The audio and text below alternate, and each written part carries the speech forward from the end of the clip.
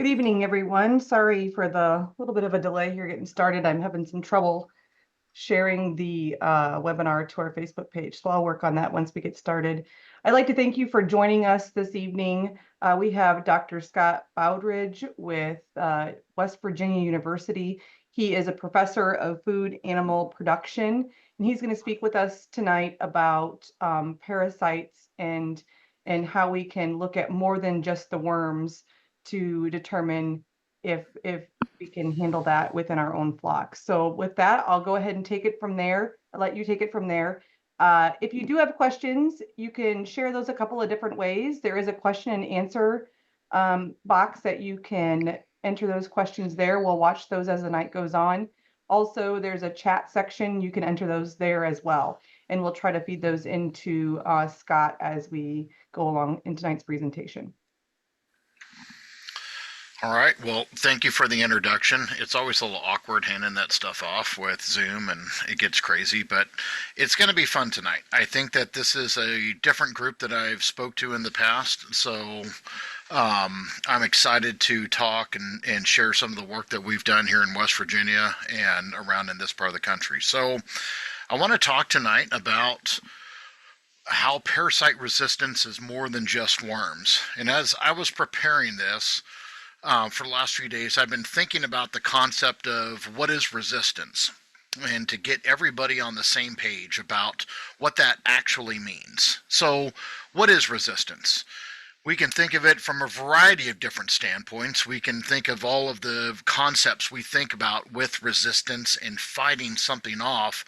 But tonight, I want to invite the Suffolk breeders to join the resistance, particularly with parasites. A little ham-handed segue as we move through some of this stuff tonight. So, how do we define resistance? And I think that this is a really important concept because I guaranteed I'll get asked a question about resilience, and we'll get to that. But tonight I want to talk about resistance. So what is it? It is the refusal to accept or comply with something. So if we think about this in the concept of parasitism, it is the refusal of sheep to accept or comply with parasites. Another definition of resistance is the ability not to be affected by something, especially adversely. So in the context of parasite resistance, it is an animal's ability not to be affected by these gastrointestinal nematode parasites, especially if it is going to happen adversely. And finally, the impeding, slowing, or stopping effects exerted by one material thing or another. So it is the impeding, slowing, or stopping parasites so they don't affect the host. If we take all of these kind of things together and think about what parasite resistance is or what it might look like, it might look something like this. Here we have an example of St. Croix sheep. And I don't want to spend a whole lot of time talking about the life cycle of parasites and all the different types of parasites. We just want to talk about one parasite that causes the most amount of damage, and that's Haemonchus contortus. If I take St. Croix sheep that have evolved from a place on the earth that's in an equatorial region, so we know it's very, they have about an equal amount of daylight and night hours. It is warm, hot, and humid all year long. And we can say that those animals have kind of evolved mechanisms to survive in a highly parasitized environment. So we took these St. Croix lambs that we partner with Virginia Tech. They send us pregnant ewes. We land those ewes out on an elevated floor barn, or just what we used to do. And we would have lambs that had never consumed a blade of grass in their life. So they've never been on pasture. We've had another group that, this is all happening after weaning, we gave one dose of 10,000 Haemonchus contortus infective stage larvae to. And then we have another group, the challenge group, where we gave them 10,000 larvae, allowed the larvae to establish in the host, cleared them with a dewormer, and then did it all again. So they got 10,000 twice. So let's look at what happens when we give a St. Croix sheep its first dose of parasites. So we go along here, it's this red line. We get to week 2, and this follows perfectly the biology of the parasite. So they, after infection in an animal that had never received a parasite infection in its life, starts to increase its fecal A count at about 21 days after the initial infection. And that count goes up a little bit to week number 4, and then by week 5, it's gone. In this case, this is what we would typically expect when an animal is dewormed, but these sheep were not dewormed. This reduction in parasitism happened naturally. The animal's immune system, the animal's response to the parasite cleared that. So when we get out here to week 7, we went ahead and dewormed everybody because I'm a scientist and I'm going to treat everybody the same. I come back and I reinfect those animals, and that's this green line across the bottom. That's what's supposed to happen when you experience a pathogen, you clear it, and when you experience it again, it's not a problem. And that's kind of what natural host protection looks like. But what does it look like when you take the path of least resistance? And this is going to be my comedic way of looking at some Suffolk influenced sheep that we used as our group of susceptible animals. In comparison to the last group, all of the groups are the same. So these are Suffolk crossbreeders, Suffolk Hampshire crossbred sheep, kind of some blackface commercial sheep coming through. When we have the same group, so we have the uninfected, naive animals that are grown on this elevated floor barn that never get exposed to parasites. The primary group that get a single infection of worms, and the challenge group. The same thing happens with them. 21 days later, after that initial infection, the primary group, their fecal A count shoots up, stays up for about a couple of weeks, comes down. This is not any, they didn't do anything. This was my fault. They got fed too much feed and everybody got diarrhea. And when they have diarrhea, it dilutes the fecal A count. And you notice that it comes right back up. Oh, where's my mouse? There it is. It comes right back up by the next week. So this fecal A count's coming down naturally, but not nearly with the speed and rapidity what we saw with the St. Croix sheep. So if we take these two breeds and kind of put them together, is this what parasite resistance looks like? Let's look at the St. Croix lambs. On their primary infection, they go up to 3250. On the Suffolk crossbred lambs, they're almost double the fecal A count of these lambs, even though they received the same amount of infective material. And that's a problem. So these guys are bigger, they're getting more infected, and they've got more body to give up, but they're not generating protective immune responses in an innate fashion or in a adaptive fashion either. So the first time they get it, they're not able to clear it. The second time they get it, they're not able to develop adaptive immune responses within those first couple of times. Therefore, we end up with sheep that become chronically ill with parasites. So, what causes this? What causes the difference in fecal A counts that we see between Suffolk and St. Croix sheep? Hold on, because we're going to kind of delve into this concept of immunology. And I've gotten some slack on this before. You typically don't go to a sheep talk. You go to a sheep talk to hear stuff about reproduction and genetics and management and nutrition. And I think just in the last few years, people have started to accept that I'm going to show up at some meetings and use a bunch of acronyms and everybody's going to survive. So hang in there. It won't be that long. But this is the things that happen when a parasite invades the abomasum. So remember that ruminants have a 4-chambered stomach. There's one stomach, it just has 4 chambers. The last chamber is the abomasum, or the true stomach, and that's where a lot of chemical digestion occurs. And what these larvae do is these L3 will come into contact with the gastric epithelium. And as they do that, there will be degranulation of all of these different cells. So if you've ever heard any of the allergy commercials on TV, they'll talk that they're antihistamine and they reduce mast cells and eosinophils. Well, eosinophils are a part of allergy, and they're also a part of immune responses to parasites. So are mast cells, and what these things are degrading are all or degranulating and expressing are all sorts of antihistamines and different properties that are expressed by or held in by those cells to get rid of parasites or to have some sort of effect on them. There's other cells that are actually going to take their DNA and make traps with it. They will eject the DNA from the cell to use to bind up to that parasite. And if you remember the picture from the beginning of this presentation, that was actually a picture of a worm with cells and some of that net material or that DNA that was wrapped around the head of the worm. What's happening in the basement layer of these cells, and as we go deeper into these tissues, is we get all sorts of chemical signaling that is occurring. Things like interleukin 4 and interleukin 13, which are the hormones of the immune system.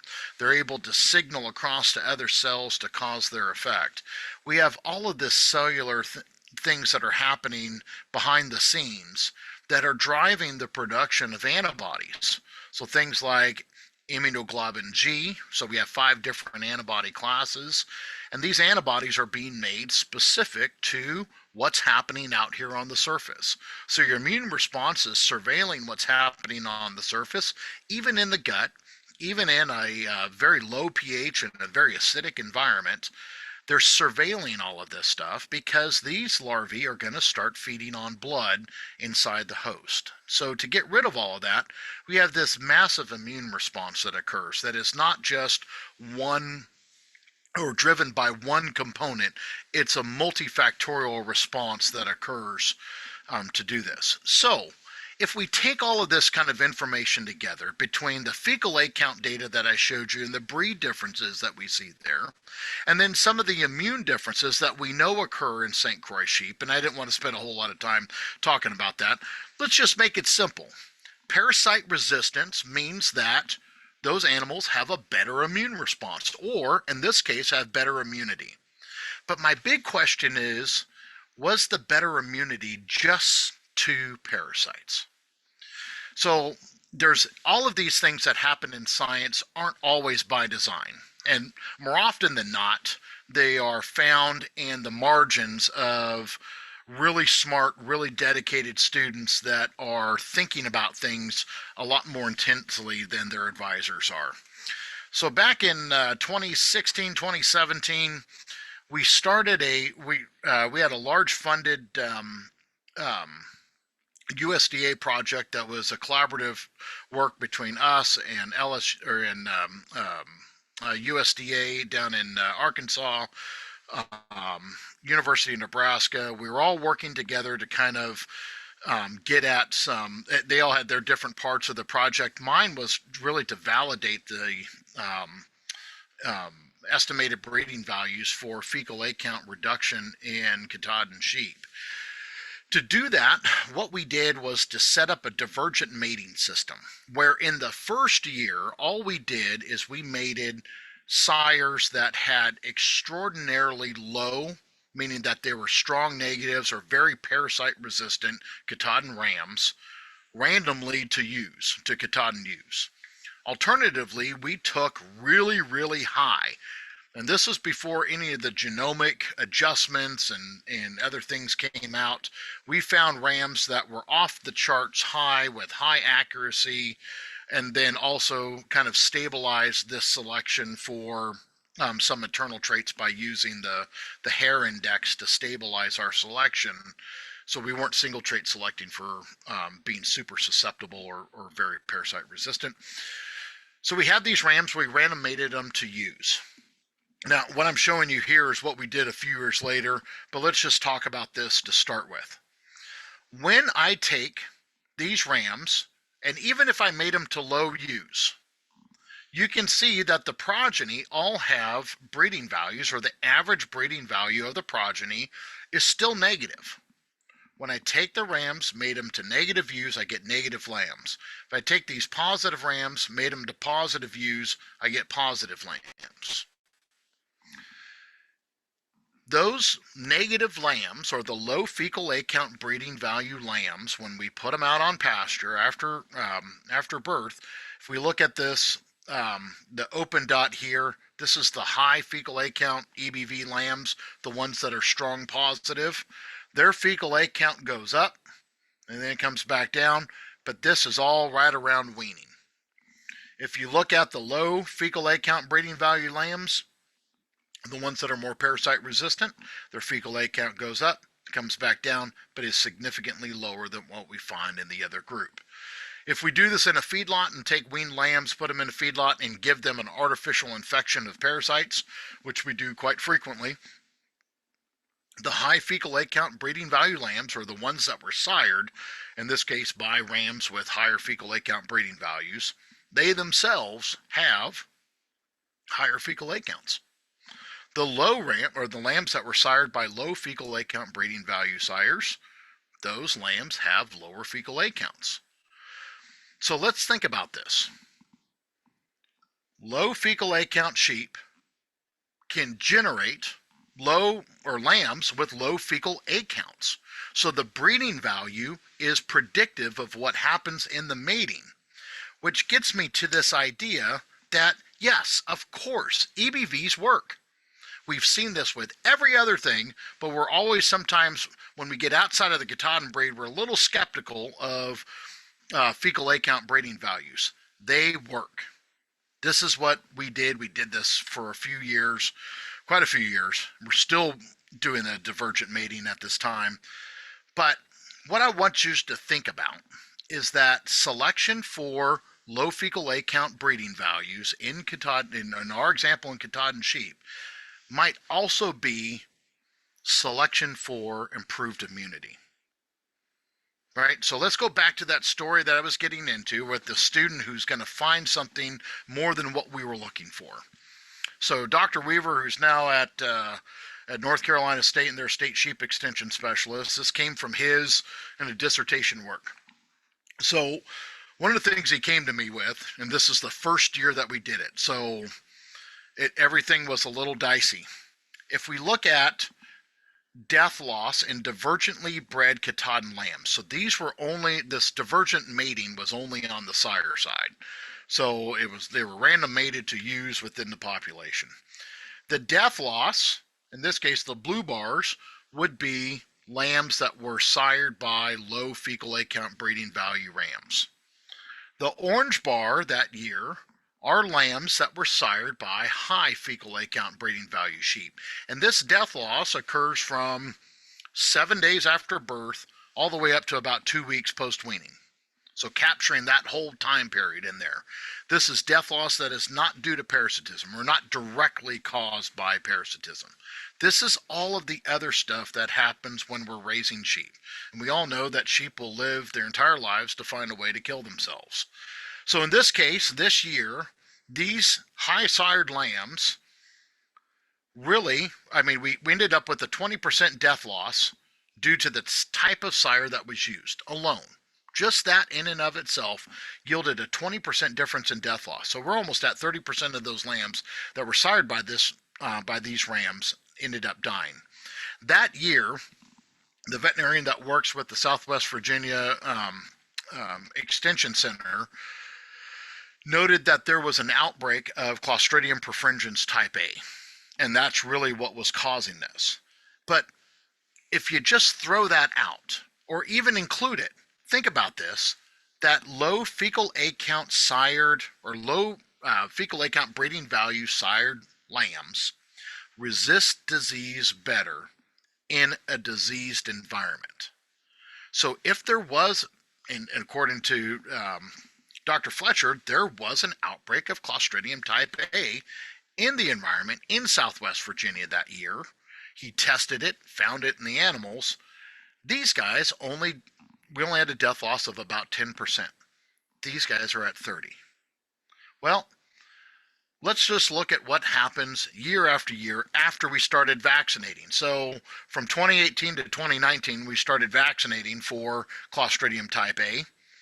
And if we just kind of take all of these years together, on average, on the same farm, under the same management, that low fecal egg count breeding value sheep have an 8% death loss, where high fecal egg count breeding value sheep have a 16% death loss. Just that, we get a 100% increase in death loss just by one trait. And this is death loss not due to internal parasitism, right, or gastrointestinal nematode parasitism. This is death loss to pneumonia, to foot rot, or ails of foot rot, or lack of getting around doing those kind of things. All the other reasons that sheep find a way to end their lives early or prematurely, these animals did that. And you can see that this varies a little bit over time, but more often than not, the low fecal egg count breeding value Katahdin lambs are below 10%. Everything else is above 10% on the high side. So when we go from sire selection only to sire and dam divergent mating, we get a little bit of increase when we start doing that. It's hard to see. We didn't do it a bunch of years before that. But the station manager there thought we were going to kill all the sheep once we started going to a sire and dam mating system. And since then, we've been collecting these data every year, and the same thing's happening. If we looked at, so this is the same student kind of looking at some of this other data, culling based on mastitis in Katahdin ewes. So this is of the percent of ewes lambing, 2.2% of those ewes were low fecal egg count breeding value ewes, so more parasite-resistant Katahdin ewes, where 12.5% on average are high fecal egg count sheep. So these sheep are going to have to turn over more often. They're going to be more likely to be culled due to mastitis. So what's our new hypothesis, or at least what in this case, in our situation, came out as the new hypothesis, was that parasite-resistant Katahdin sheep are more immune competent. What does that mean? What does it mean to be immune competent? Let's think of it this way. It's meaning that selection for parasite resistance also selects for disease resistance. Because if you remember what we talked about earlier, that parasite resistance means better immunity. And it may not just be immunity to the parasite itself, it just may be better immunity in general, right? So how do you even start to measure that? What is the yardstick? How do we start measuring these things? What kind of things should we or could we use? So as we were thinking about this, and I had a new student that came in about this time when we were looking at this, I said, well, wait a second. We give all sheep a vaccine, and it's a common vaccine that pretty much everybody uses, right? And we've all seen Clostridium perfringens type C and D. And we thought, hey, since this farm is going to use this anyway, we can go ahead and measure the antibody response that is generated in response to this vaccination. So let's go ahead and do that in this population of sheep that have been divergently selected or mated for parasite resistance. So if we look at the average immunoglobulin G, so that main antibody type that animals produce in response to vaccinations, we can see that lambs with low fecal egg count breeding values, this dark bubbled line here, this is the first time they get it. So right here at week 0, they're getting their initial shot. So they're about 4 weeks old. They come up about 2 weeks later, and their antibody level goes up. Then it kind of goes back down, and then here at week 4, they get their booster vaccine. We go 1 week past week 4. Look at how high that gets. It just shoots up to the sky. And then it slowly drops off. You compare that to low. So this is anybody that is greater than 0 at this point. So if the highs are less than 0, or a fecal egg count breeding value that is less than 0, they're high. If they're greater than 0, they're lows. You can see quite a distinct difference between the groups. If we look at this averaged across all the time points, there's a drive a truck through difference between the groups. This doesn't happen super often in science. So we get really excited when we see things like this. And the students get to thinking about this affects everything else. So Kelsey, this is so the newest sheep extension specialist in the U.S. out there at Kansas State. Dr. Bentley just started out there, and this was her work, and this is all her idea. So I can't claim any credit other than being there and watching it happen and kind of directing her as she's going through this. So she came up with the idea that if they are generating more antibody in response to vaccination, potentially they're generating more antibody in colostrum, and those two things coupled together might be driving lamb survivability that Dr. Weaver saw during his dissertation work. So we talked to the guys down at the experiment station and asked them if they'd be willing to milk a bunch of sheep at birth, right here about mid-lactation, or about 30 days after parturition, and then about 60 days after parturition. And we took initially 15 extremely low EBV sheep and 15 extremely high. Both had to be twin bearing. They needed to be 2 to 6 years old, just so they're a ewe that's not going to take, their lambs aren't going to take any adjustment on ewe age. And there wasn't any difference in litter size between the ewes. So just to affect any kind of dilution there would be from lamb nursing. So what we have to do to measure IgG in milk is we have got to get all the fat out of colostrum, which can be a complicated process. We've got to precipitate the protein out, and we've got to dialyze everything off of that. But once we get all of the things that will interfere with our assay out of the way, what we see is that the average IgG across all time points is higher in these low animals, or low fecal egg count breeding value sheep. But if we look right here, this is IgG in the dialyzed colostrum that happened in the jug. These sheep have 2.5 times the amount of IgG in their colostrum. Just walking around. I didn't do anything different to these sheep. The station manager didn't do anything different to these sheep other than breed them to be more parasite resistant. Once we get out here to mid and late lactation, there's really no massive biological difference. There's a statistical difference there, but it doesn't really matter that much. This is where the magic's at. So we did this one year. Then the next year we were having a meeting at a hotel in getting some presentations ready for an animal science meeting. One of my other students said, "Hey, why don't you just do it on all the sheep?" Oh, okay. So let's do this on all of the ewes that were lambing that year. And still using the same kind of specifications, twin lambing ewes, 2 to 6 years of age, we ended up with this low group that is less than -50. There's 39 of those. A mid group that is -50 to +50 on their fecal egg count breeding value. We've got 38 of those. We don't have a bunch of high ewes in general, but we've got a few of them that are greater than +50, and that was 22 ewes. And all we were doing was looking at colostrum in those ewes, and we ignored everything that was happening during mid and late lactation. So if we look at their IgG from dialyzed milk, we get the same thing. Stone cold, same thing. Lows are up here. The mids are significantly different than the lows, so remember that they're from -50 to +50. The highs are greater than +50. We get these two are a little bit closer together than these two, and we thought that was really interesting. But if you do this over 2 years and compare just the lows and highs, look at the repeatability that we get in the data, even though we've doubled the amount of sheep that were in each group across those 2 years.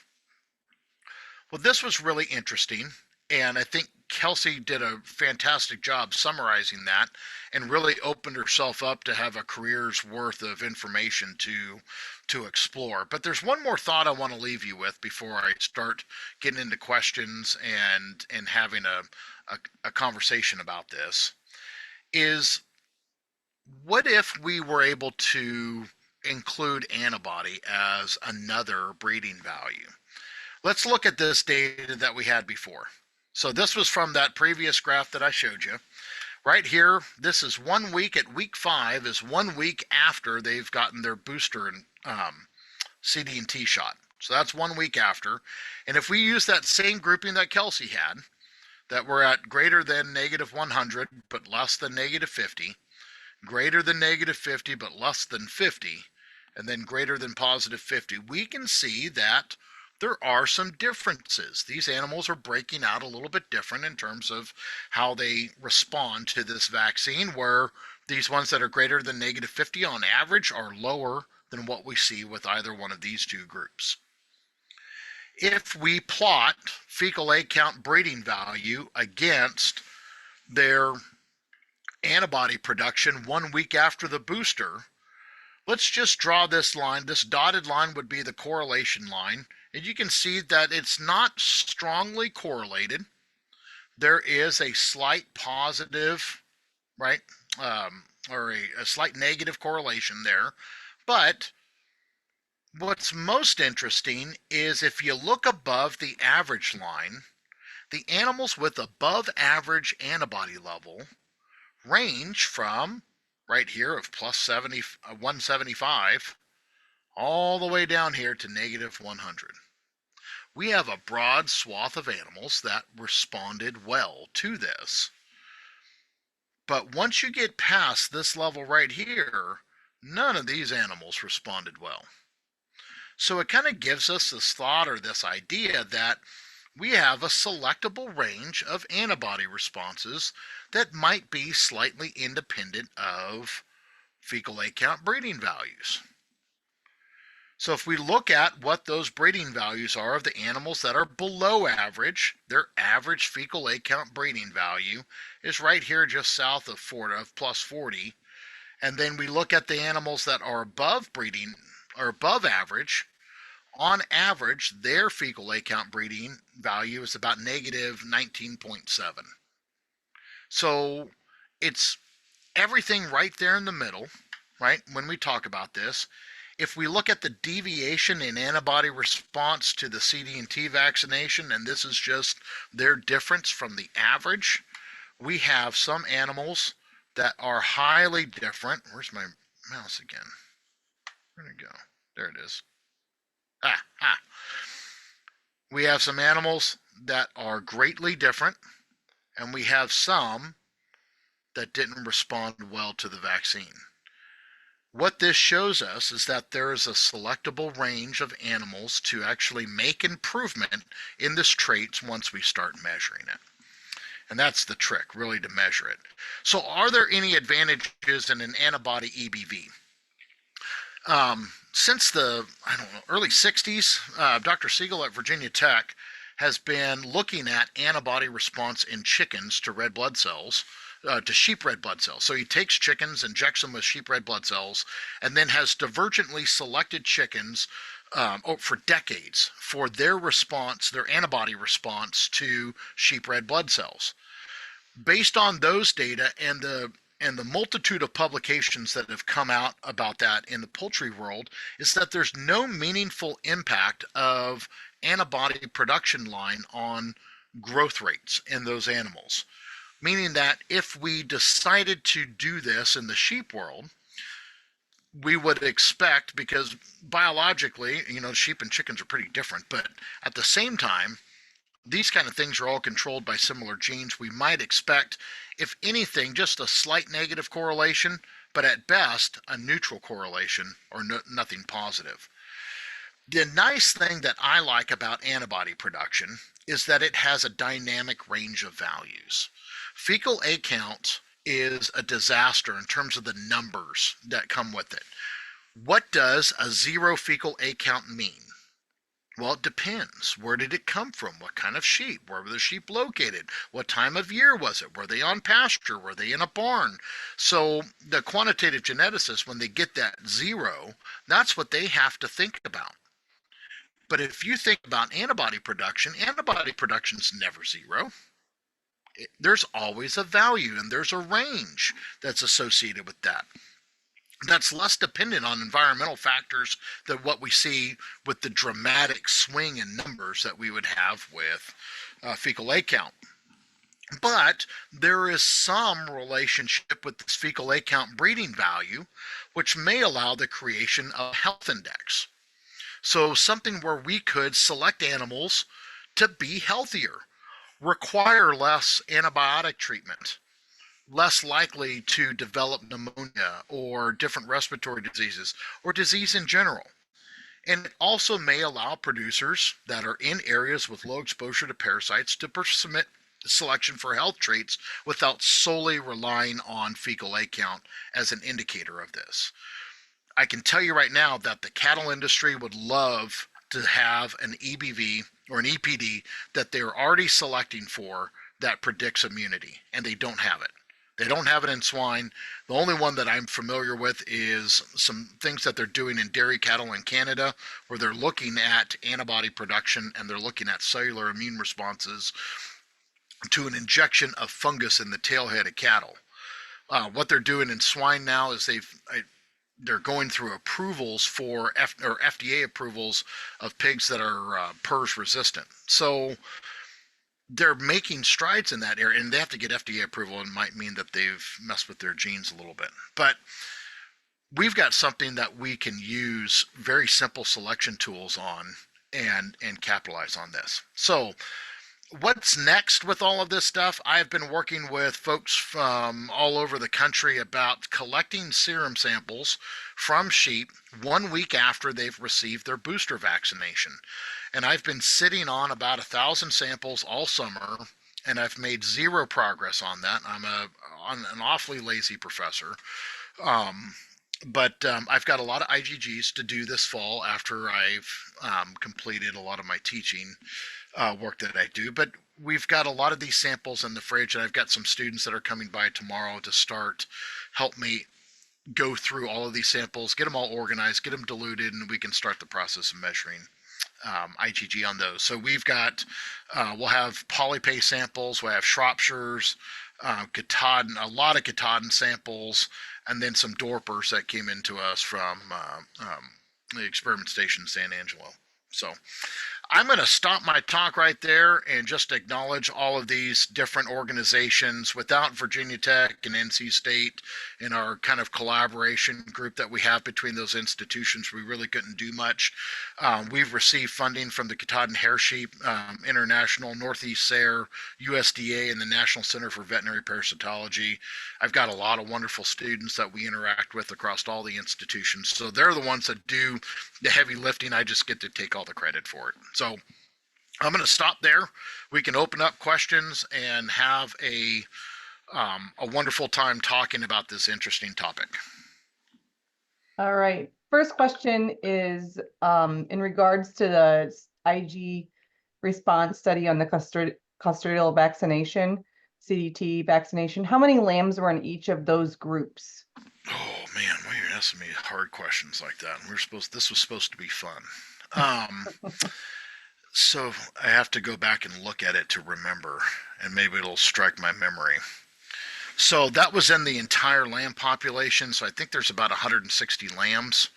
How many were in each group? I couldn't give you dead on perfect numbers, but there were enough to drive some differences that were there.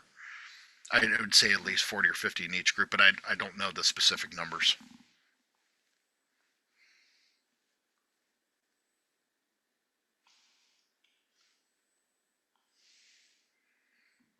Next question. Is there genetic testing available to predict lamb immunity similar to the dairy industry? Nope.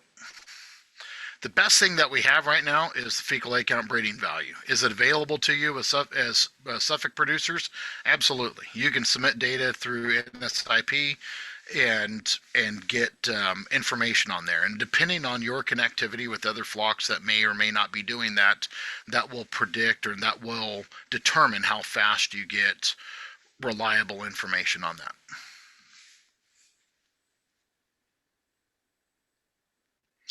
Yeah, so dairy producers do test the quality of colostrum, and they have these great things called colostrometers. You need about 250 milliliters of colostrum, and I have been yet to be able to get 250 milliliters of colostrum out of any of these Katahdins. So what we did is we went to using a spectrophotometer, and that's kind of a more specific way of doing it. And we didn't find a lot of differences. What Kelsey was able to do was actually see color differences in the colostrum, but we didn't get a sugar or a density difference that was there. So what we've got now in the freezer is some colostrum that was collected this year that we're going to do some more nutritional testing on to see if we can get something that's chute side, or at least jug side, that's a little easier for producers to use. Colostrometers we just don't have enough colostrum to measure that.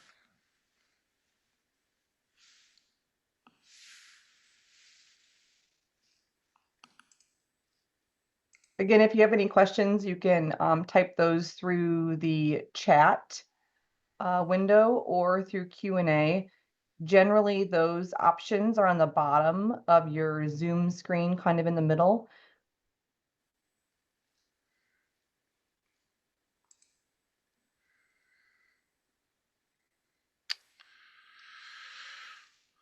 Okay, so there's another question that came in about a recommendation for anthelmintic treatment for barber pole worms. Well, I don't have a recommendation because it's going to be different for every different environment. So I can tell you that there are 3 drug classes that are available in the United States. Those would include the white dewormers or benzimidazoles, that's Valbazin and Safeguard. I can give you a pretty good sense that in a lot of areas across the U.S., there is a fair amount of resistance to white dewormers. So, Valbazin, Safeguard, you're going to have some resistance to that. The amount that ivermectin and Cydectin, or ivermectin particularly, had been used kind of carte blanche, and as soon as it came out in the 80s, I remember my dad, I grew up in Southern California in the desert, and we were excited, he was excited about having a dewormer that we could use on pregnant ewes. I don't know why we needed it, but he was excited about it at the feed store. So we had that, and we've been heavily using that. So we've got some resistance to that as a function of its use or overuse. And then we also have another category of dewormers called the neonicotinoids. And I want you to think about that as being like levamisole or prohibit. Prohibit seems to work fairly well, but it doesn't have any kind of long-lasting effect. It's out of their system in 72 hours. So even with the American Consortium for Small Ruminant Parasite Control, they have a website called wormex.info. We don't recommend specific dewormers, but what we do recommend is using one dewormer until it doesn't work anymore, because then you know what the genotype of your parasites are. Then you can switch classes to a different dewormer, use that, with the expectation that resistance won't develop as quickly since you're not using multiple dewormers. So not knowing your area where you live, what kind of animals you have, what your grazing management is, what your history in using all that stuff, I can't make a blanket recommendation on how to treat parasites. I can get you to think about some questions that you might ask on how to focus in on any kind of treatment regimen that you would use. Someone has asked if this will be recorded. This recording will be presented or posted anywhere? It will be on our website, and also I'll try to get that uploaded to YouTube and share it on our Facebook page as well. So that will be available tomorrow or on Wednesday. Another question. I can see the difference in some ewes at lambing. Is this color difference in some ewes at lambing? Is this something that he should record? I think so. I mean, our color differences were lining up with breeding values highly well. I mean, very well. So I am so hesitant about asking producers to do more than just keep lambs alive. And it's one more piece of information, but depending on your proclivity for doing that and the ease in which you're doing it, and if you're actually milking out a lot of those ewes, or if you've got some kind of color, it just needs to be standardized. And I think that's the problem that we ran into, is trying to come up with a standard chart that was going to be equal for everything. So I think it's something that can be recorded. I just think it has to be standardized. There's another question about something we can do nutritionally in terms of vitamins and minerals. All of these ewes, none of them got treated any different. They were all vaccinated prior to lambing. They were all on the same diet. Is there something that you can do to kind of goose the or bump up the levels of nutrients in colostrum? Yeah, we always do it. We always try to vaccinate those ewes to kind of make sure that there's more circulating antigen-specific antibodies, particularly to diseases that we know the lambs are going to be susceptible to. Managing ewes and good nutrition in the last part of gestation is always challenging, um, particularly not getting too much fetal growth in that last portion, but enough to make sure the lambs are will survive after birth and not cause the ewes any dystocia. Managing all of that kind of correctly is always the challenge. So I don't know if there's one precise nutritional thing that I would do other than make sure that we are managing body condition score and ewes, making sure that we're doing those pre-lambing vaccinations to ensure lamb survivability as much as possible.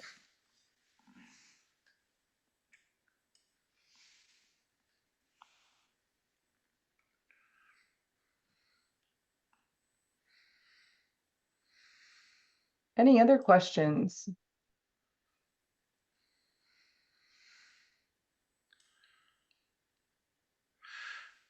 Yeah, FEC is a pain, and doing fecal eight counts is a huge pain. The blood test that I would love to do, and this is a comment that was put in the section, is to do the antibody test. Or you also remember that there are 4 different locations in the U.S. that will do low-cost fecal eight counting. West Virginia University, Virginia Tech, Louisiana State University, and Texas A&M at the San Angelo station. We will all do fecal eight counts. Virginia Tech charges $7. The rest of us are $5 a sample. So outside the shipping cost, I think that if you tried to do this at your local vet clinic, it would be a nightmare in terms of cost. So we're trying to get that down. We've done close to about 5,000 samples this summer and are trying to provide more service to producers at that level. So I understand that fecals are a pain. The blood test that I would love to get to is the antibody test. But those are a pain on their own end because shipping the blood has to happen so quickly. Um, there's a lot of other steps to that. Scott, for those that are on the call that are kind of new to this topic, can you just quickly explain how one would collect a sample for fecal egg count? Oh Just yeah, a few? it's great. Put on a rubber glove, right?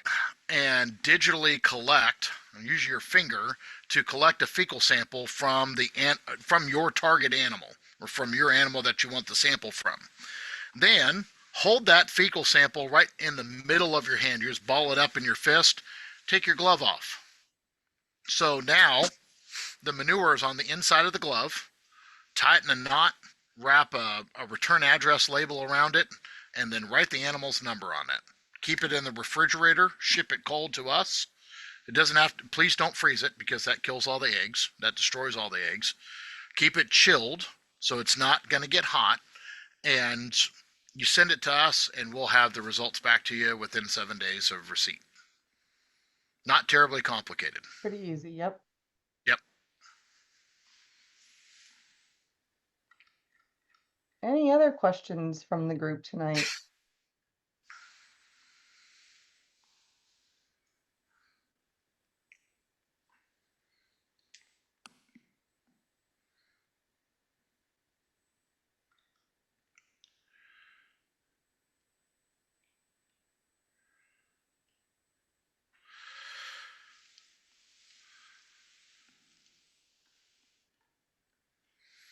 So we got a question that says we raise rams on feed for about 6 months and notice that some rams are never treated for parasites and others are treated on a regular basis.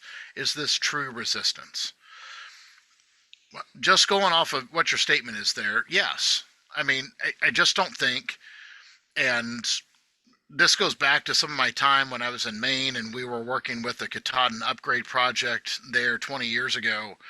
And we would find there were these Suffolk ewes that we were using as a part of the project, and we always found there was always a handful of them that you never had to deal with, right? But they wouldn't stand out in any other way, other than the fact that they were just kind of problem-free sheep. And I think that we spend 90% of our time, and maybe a lot more than that, dealing with the problem animals, and we forget about the ones that weren't the problems. And they fall off of our selection look because we just haven't seen their ear tag very much because they haven't come in or needed any treatment. So is this true resistance? Yeah, there's probably a good amount that's happening there. I think at least within the Suffolk population, I know that there's animals that are more resistant than others. I've seen it. Dr. Greiner at Virginia Tech has been collecting fecal A counts on his Suffolk flock there for many years. I've worked with other producers up there in the Shenandoah Valley of Virginia that have run into specific lines of Suffolk sheep that run into more susceptibility issues than normal. And I think that there is parasite resistance within the Suffolk breed. I don't think we've ever taken the time to look.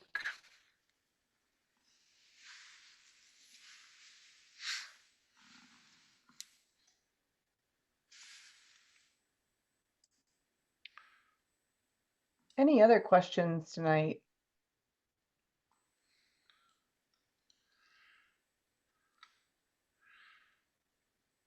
Again, this webinar will be posted on our Hold on, website. there's another Oh, one. oh, did one Okay. come in?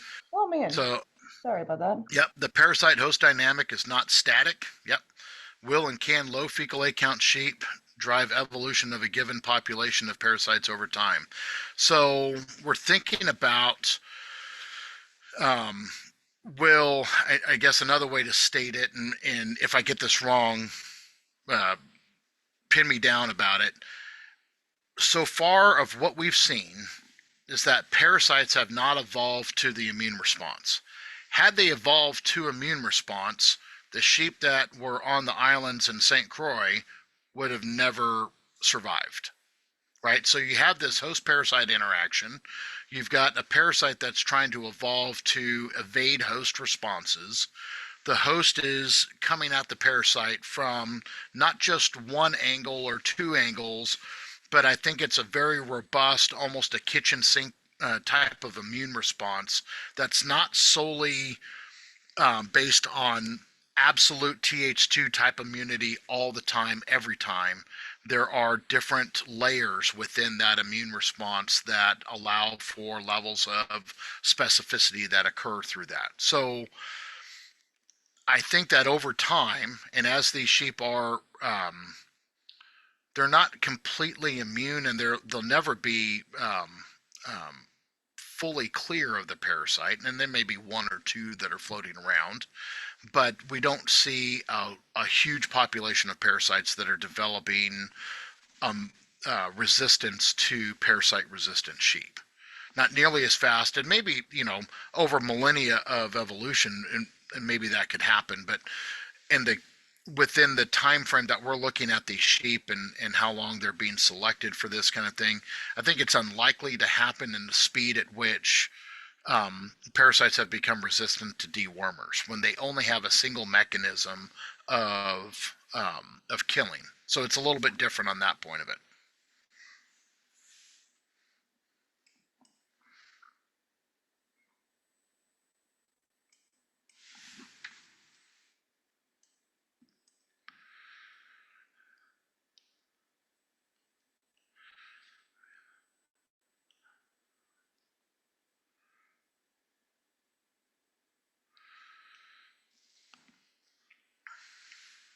I think that if you're culling animals that are dealing with bottle jaw, or you've got a ewe line that is developing that seems to consistently develop bottle jaw, I think that finding another home for them, particularly with the terminal pursuit in mind, might be the best option.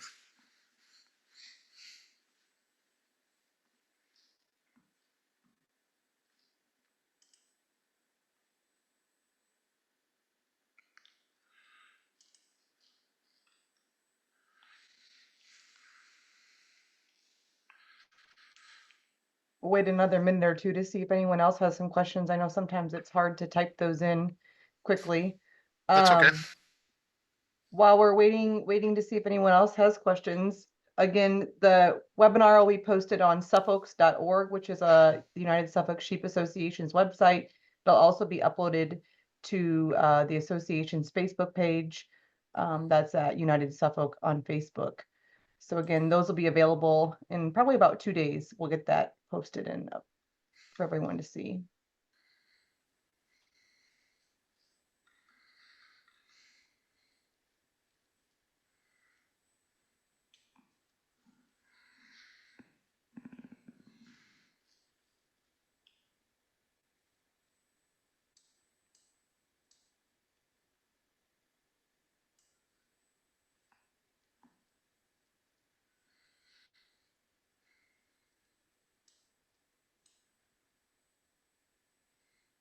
Well, I think everybody has asked you their questions, I think.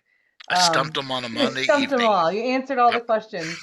But again, for anyone who is on, if you have questions, you can reach out to Scott. He's at West Virginia University.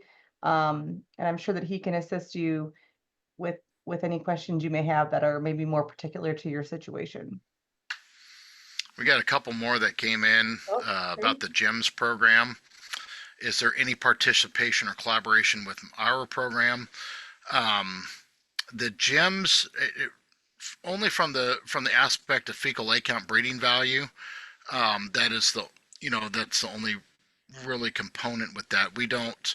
They've got a very specific set of criteria that they're looking at, and we found a lot of this stuff after Dr. Lewis had submitted that proposal.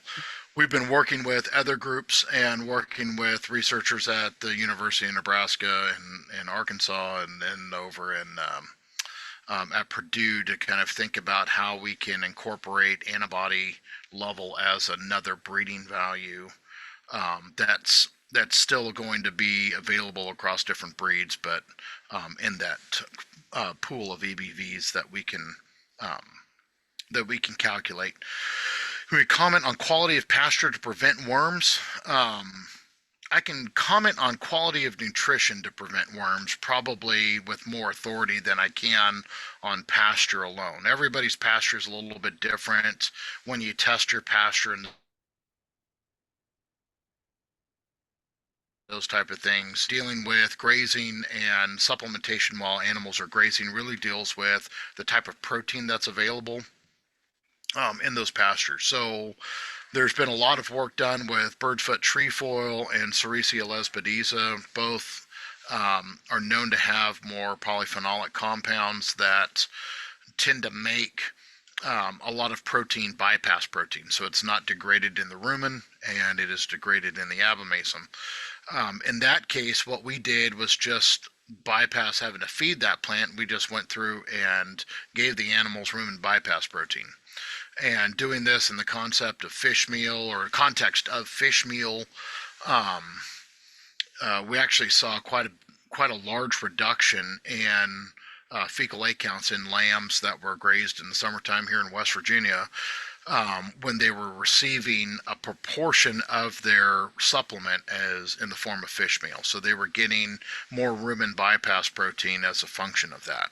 I think that protein nutrition is absolutely critical with dealing with parasite responses, particularly because the parasite we deal with the most, or the barber pole worm, is a blood feeder, and kind of regenerating those blood cells, we need a lot of energy. We also need a lot of protein to accomplish that. So if your pastures, everybody thinks that their pastures are perfect, and here we've got the highest protein, the highest TDN, and they test the best, and all of those kind of things. Remember that that's just a snapshot in time, and from the day that they were collected to the day you actually graze them and look at them, it's different. So I think that supplementation, particularly with sheep and a variety of different areas, to manage the parasite problem, but also keep sheep out on grass and doing the things that they need to do is an important part of managing the sheep holistically.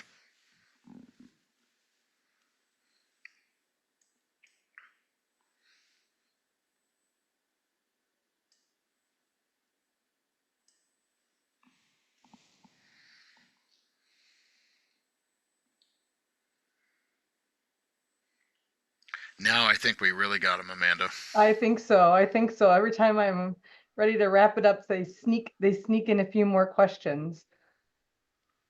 All right. Well, thanks everyone for joining us tonight. Thank you, Scott, for talking with the group tonight. And we look forward to hearing more about where your research goes from here. Sounds good. Thanks again. Thanks, everyone. Have a great night.